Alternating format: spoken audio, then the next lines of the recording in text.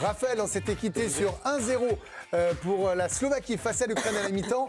Et à l'arrivée, ça s'est inversé. Exactement, c'est l'Ukraine qui s'est complètement relancée dans la course aux huitièmes de finale. La Slovaquie tenait sa qualification pour les huitièmes avec cette défaite. Eh bien non, les Ukrainiens sont revenus dans la partie. Shaparenko d'abord pour l'égalisation et Yaremchuk pour le but de la victoire. Vous voyez que les statistiques se sont équilibrées dans cette deuxième période. Les Ukrainiens se sont procurés quand même pas mal d'occasions, notamment lors de cette deuxième période. Mais ils ont été meilleurs dans les duels. Ils ont été plus impactants, les Ukrainiens, durant la deuxième période, ce qui leur a permis de remporter cette rencontre et donc de se relancer complètement dans ce groupe complètement dingue qui continue demain avec un Roumanie-Belgique qui va être très excitant. Ouais, on parle de la pression belge. Et évidemment, bien sûr que Prono n'est pas info. On va aller voir Karim Benani qui avait brillamment annoncé cette seconde mi-temps tout à l'heure. J'avais vu tout juste, hein. Ouais, encore une fois.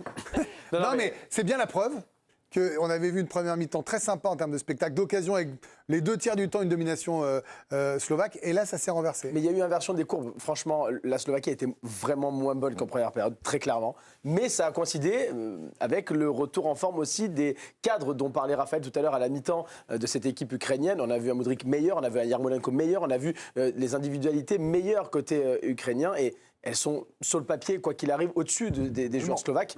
Donc logiquement, la deuxième période a été remportée par l'Ukraine, qui a marqué un but fabuleux. Ce deuxième but est vraiment exceptionnel. Donc non, la victoire sur l'ensemble de la rencontre est plutôt logique parce que ce retour en forme avait été amorcé sur la fin de première période par les Ukrainiens et ils sont restés dans la même veine finalement après le Vous diriez ça, Vikash? Résultat logique, une fois on met bout à bout les 95 minutes de jeu? Oui, ils auraient pu mener 2-0 à un moment, la Slovaquie. Enfin, en tout cas, ils ont essayé, il y a eu des possibilités. Donc, tant qu'il n'y avait pas ce deuxième but, ils sont bien repris. Zinchenko aussi, qui fait la passe de but. C'est des ballons qui s'émettent, c'est des ballons qui mettaient Arsenal et à City aussi. C'est une zone qui est visée maintenant. Je ne sais pas si vous avez remarqué, le but de Gundogan, c'est exactement la même zone. Donc, ils ont assez mal défendu de l'autre côté. Voilà, il y a... La mi-temps, ça sert à quelque chose en fait. Ouais, il y a un entraîneur capable de sortir les bons mots, parfois replacer aussi tactiquement. Là, juste en ayant remis la même équipe, juste les paroles de la mi-temps ont dû suffire à relancer cette équipe. Peut-être un coup de mou slovaque aussi. Et enfin, les joueurs qui prennent conscience. Enfin, ouais. Vous avez raison, il y a un discours de coach. Mais enfin, il y avait des individualités.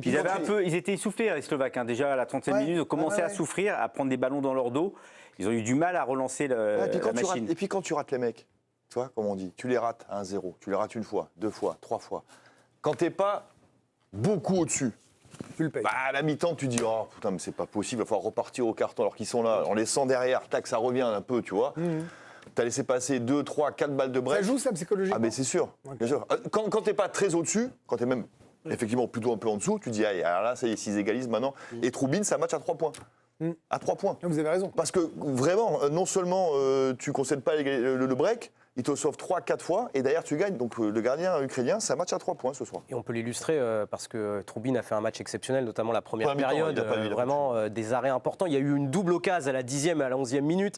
Il a fait cet arrêt, un arrêt sur coup franc également. Il a été impactant dans la première période. Et peut-être un autre moment impactant, c'est l'entrée de Yaremchuk parce qu'il n'était pas titulaire. Il entre à la 67e minute de jeu. Il y a même à un moment donné un ballon qui va glisser à Modric, qui va taper le poteau. Et il a ce but de la victoire. C'est le 50e d'ailleurs de cet Euro. C'est 50 buts marqués. MVP du match, Troubine? Pour moi, par rapport à la manière dont il impacte le score de manière nette, oui, bien sûr. Ouais. Bruno? Oui, mais en fait, déjà, j'invite toutes les personnes qui peuvent aller sur Internet regarder Yaremchuk, le contrôle et le but qu'il met juste derrière. Le contrôle est magnifique et derrière le petit ballon sur le côté du gardien est somptueux. Et cette équipe d'Ukraine, et en plus, ce groupe-là, il est génial à partir de maintenant. Tu as une Belgique sous pression, l'Ukraine qui peut se qualifier et qui peut encore espérer. Enfin, la Belgique, bon courage pour jouer. C'est que simple, si la Belgique bat la Roumanie demain, vous avez 4 équipes à 3 points avant la dernière journée. Voilà, on ne peut pas faire plus de suspense. Pour le coup, mais demain, ils ont de la pression, les Belges, quand même, Bruno. Ben, eux, les Roumains peuvent se qualifier. Ils ont une sacrée pression. Les Roumains, s'ils jouent aussi libérés que face aux Ukrainiens, alors bien évidemment, c'est la Belgique en face, c'est autre chose, mais tu vas pouvoir, ça va être intéressant. Juste un truc sur cette équipe ukrainienne. Si vous regardez bien les stats que Camille a proposé tout à l'heure, il y avait 5 tirs cadrés en première mi-temps pour la Slovaquie. Il y a 5 tirs cadrés en fin de match pour l'équipe de Slovaquie. C'était les stats de Raph. Mais enfin, si vous voulez vexer Raphaël, vous pouvez. Je sais. Mais ça, c'est son côté Bruno Salomon. Il est allé voir Kevin McCall. Gentleman, je trouve. Voilà. Bon, désolé, moi. Voilà, c'est pas Je comme me suis viré par Bruno Salomon. C'est pas comme s'il savait que ça faisait 6 ans que Raphaël il faisait les stats. fait, Il s'en ouais. fout, Bruno. Il vient de découvrir l'émission, c'est un petit peu. Elle fait le foutoir aussi. Bien sûr. Excellent. Moi, je fais l'œil de Rafou. C'est formidable. Écoutez, il est 17h02. La Slovaquie s'est inclinée 2-1 contre l'Ukraine. Grosse pression sur les Belges demain. Allez, on marque une courte pause.